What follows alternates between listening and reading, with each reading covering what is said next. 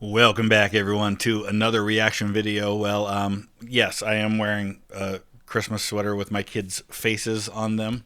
Here's Eli down there. I want to make sure he didn't get missed. I'll have to take it off before we switch over to the reaction, though, because it's green, and, well, green screen doesn't work. Anyway, I digress.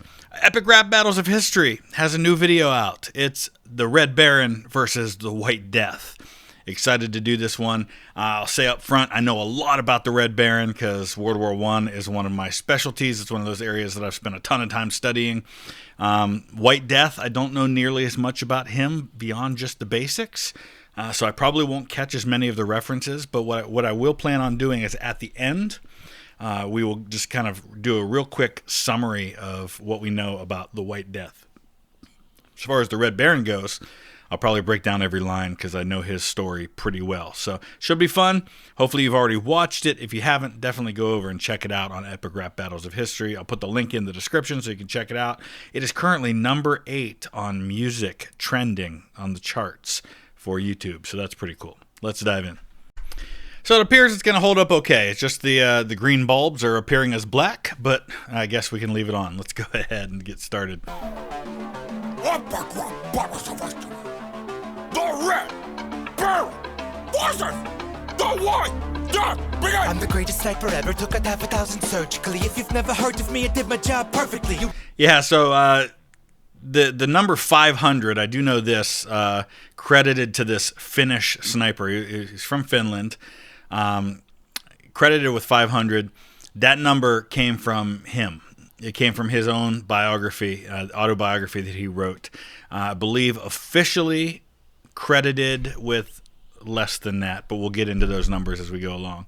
Wouldn't last a minute in the snow pits I was sitting in. I'm fatal for my homeland like Sub-Zero. You kept your flying target. Finish him. All right, cool, because he was finished. I believe that the 500 that he says that he got were in a span of about 100 days, because that war didn't last very long between the Finns and the Russians. When he was born, Finland was part of Russia, and then had become free in the aftermath of the Great War. And now Russia's getting it back. The plane are to miss. You're more full of yourself than my steaming jars of piss. But you're second class, like your first day on cross. You're only held up as the best by the side that always lost. I should have zagged over France, but you zigged and got your wig popped. Your whole flying circus can suck it. Big top. So you should have zagged over France. You zigged and got your wig popped. So Red Baron eventually was taken down along the Somme River in April of 1918. Almost certainly shot by an Australian machine gunner on the ground named Cedric Popkin. Just the trajectory of the bullet, I've done videos on all of this. He was being followed by a Canadian pilot named Roy Brown, who was officially credited with the kill, but he didn't shoot him down. Duty called a leopard army ranks ripped open. Now it's time to make a zombie out of this Richtofen. I'm the ace of aces. Make a zombie out of this Richtofen. So Red Baron, he was Friar von Richthofen. Friar is just like a word that we translate as baron because he was a landholder. He was part of the kind of that upper elite class. Yeah, he had a pretty severe accident where he got shot down at one point and had a real bad head injury, and I don't think he was ever the same after that.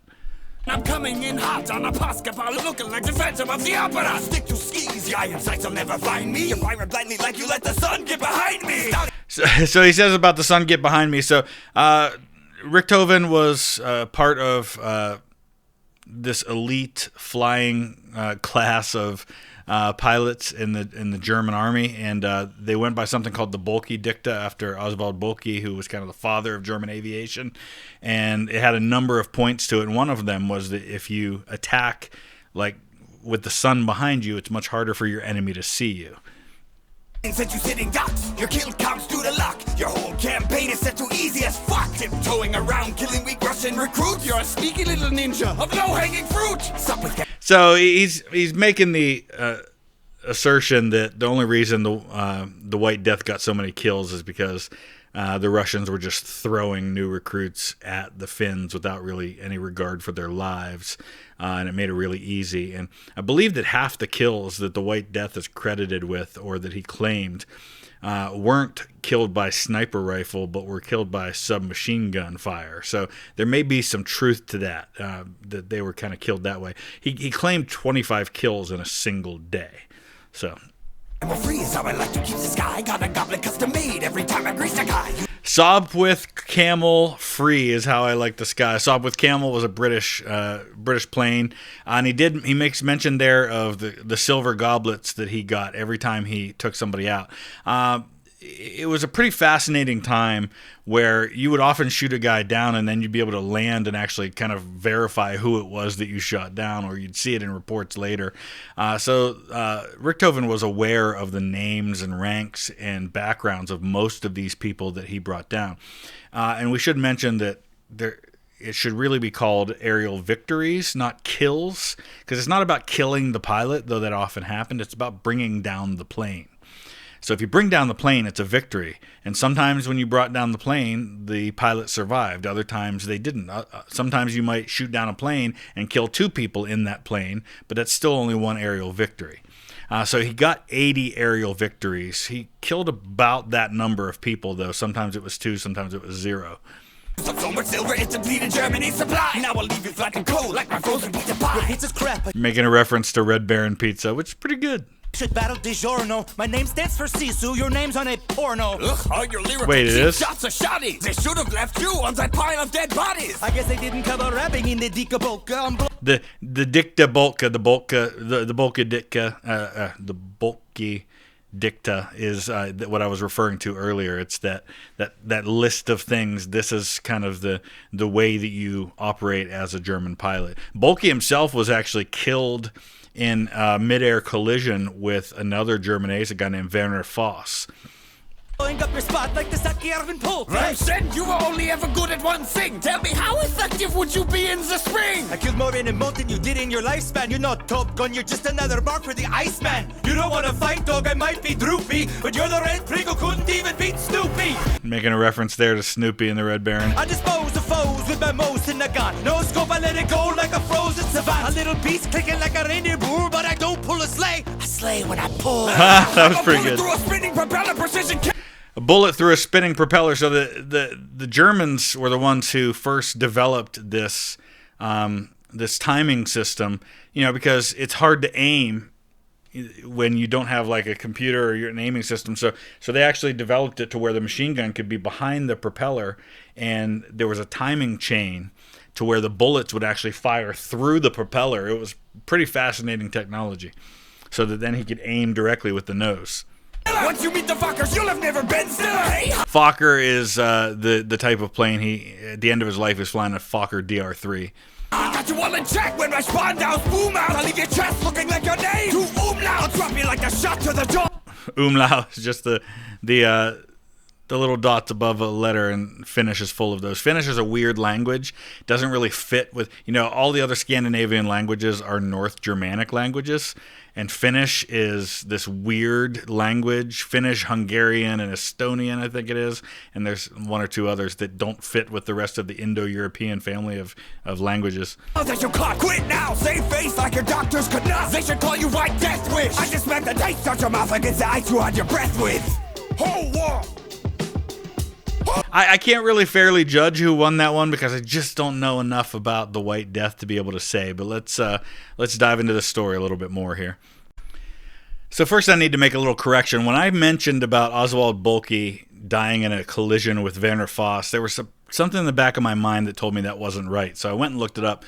It was Erwin Bohm. And the reason that I confused the two is because when I visited the Langemark German cemetery outside of Ypres in Belgium, both Erwin Bohm and Werner Voss are both buried in the mass grave there, are believed to be buried in the mass grave there, and so I was confusing the two in my mind, but it was actually Erwin Bohm.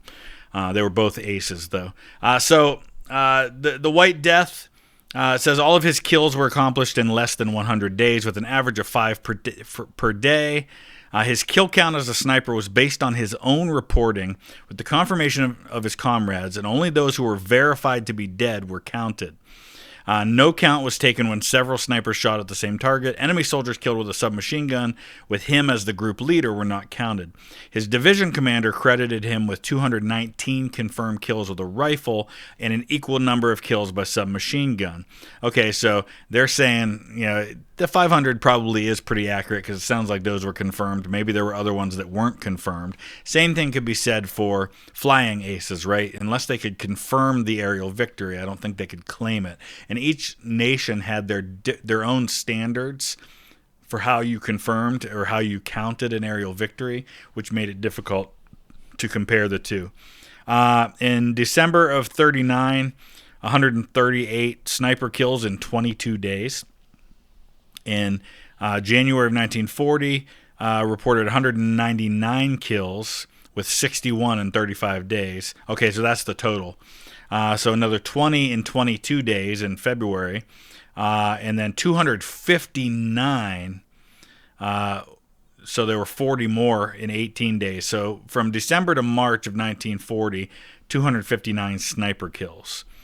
So those are kind of the ones from a Finnish army document. So yeah, it's all around difficult to say. His own private memoir, discovered in 2017, states a number. He begins by stating this is his sin list and estimates the total number he shot to be around 500. But a lot of people debate how many that was. And he died in 2002, lived almost to 100 years old. So pretty cool there. If you know more about the White Death and you want to add to the conversation, let us know in the comment section below. It's always interesting to learn about people who had just ridiculous numbers of deaths at their hands in war like this. Obviously, Eric Hartmann is considered to be the all-time flying ace in terms of aerial victories. He was a German pilot, again, who mostly shot down Soviets. So there does seem to be some correlation between being in opposition to the Soviet Union, allowing yourself to get a lot of kills. So whatever that's worth. Let me know in the comment section what you think. Let's talk about it. Let's learn from each other. Thanks for watching.